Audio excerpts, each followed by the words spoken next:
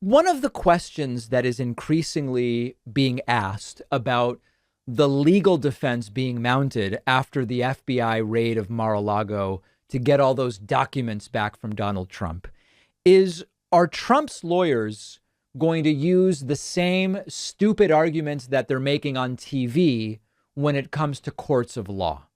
Because if they do, it's going to be very embarrassing for them. I'm going to give you one such example. Here is Trump attorney Christina Bobb, who was on Newsmax 2 days ago, I believe it was. And she started making the case that the raid was illegal and that it's unconstitutional and that privileged documents were taken. It's a very dumb argument.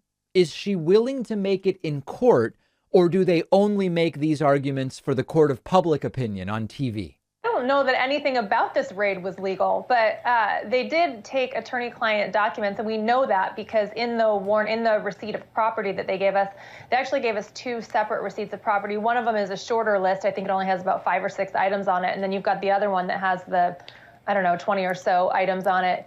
And the shorter list, which doesn't explain that it's privileged information, they just happened to tell me that when they gave me the receipt. They said, this is privileged information that, we're handling it differently. We'll work out with the lawyers how to handle it. But of course, they write out classified information on the one list. And then when they take something that is questionable and the public won't like, they leave that off of the list and just tell me. So I think it's a lot of gamesmanship. I think what they did is wrong. It's illegal. It's unconstitutional. And I think they have a lot of explaining to do. Now, I've read a couple of legal opinions about this and other arguments that are being made by Trump's legal team of Haba Bob. It's Alina Haba and Christina Bobb.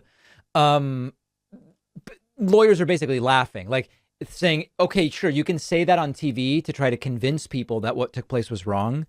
But these are not really arguments for court. And it's very similar to what happened with Cassidy Hutchinson. Similar, not exactly the same.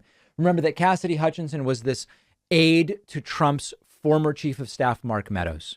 And she testified under oath before the January 6th committee in the House of Representatives. And under oath, she made a number of assertions about Secret Service, about Trump's desires on the day of the riots, and on and on and on. Immediately after that, you heard media reports of Secret Service agents supposedly claiming that Cassidy Hutchinson was lying and saying they'd be willing to give the truth side of the story. And then they never did.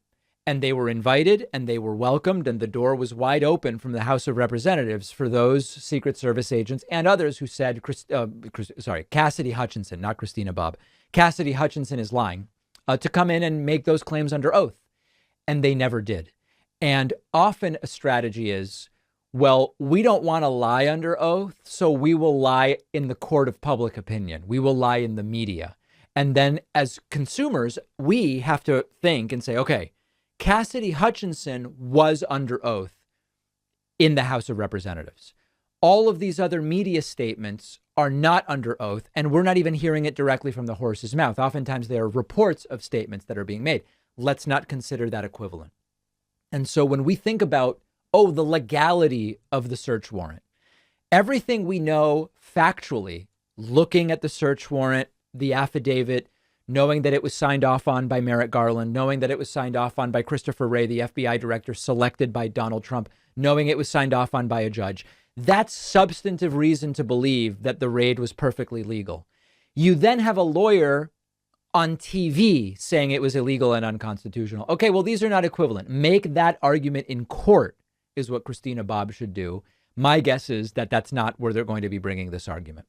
I want to remind you once again that on 9/19, we are doing our 9/19 David Pakman Show membership special. It will be 19 themed. And if you've been thinking, well, maybe I'll dabble in membership, a little bit of membership, never hurt anybody. You can get on my mailing list at davidpakman.com. And then on the morning of 9/19, like a phoenix rising over the horizon, you will receive an email telling you exactly how to take advantage of this great membership special. In the meantime, let me know on Twitter at dpakman. Will Trump's lawyers make these silly arguments in a court, or are they only willing to make them on TV? Plastic is everywhere we look, and not enough is being done about it. 100 billion plastic bags are used and thrown away every year, but you can help make a change. Our sponsor, Hold On, makes trash and kitchen bags that are heavy duty, plant-based, non-toxic, and 100% home compostable, which means they break down in weeks rather than decades. They don't fill up our landfills. They don't pollute our oceans. Their Zip Seal kitchen bags come in sandwich or gallon bag sizes to fit your needs. And the best part about Hold On bags is they work. I use them at home. They're just as good as all of the name brand bags. You fill them up, they stretch, and they don't break. Everybody uses trash bags and freezer bags. If you care about the planet, you can do something by using Hold On bags instead. And it's a really easy way to do your part. To shop plant-based bags and replace single-use plastics all over your home, go to holdonbags.com and you'll save 20% with the code PACMAN at checkout. The link is down below.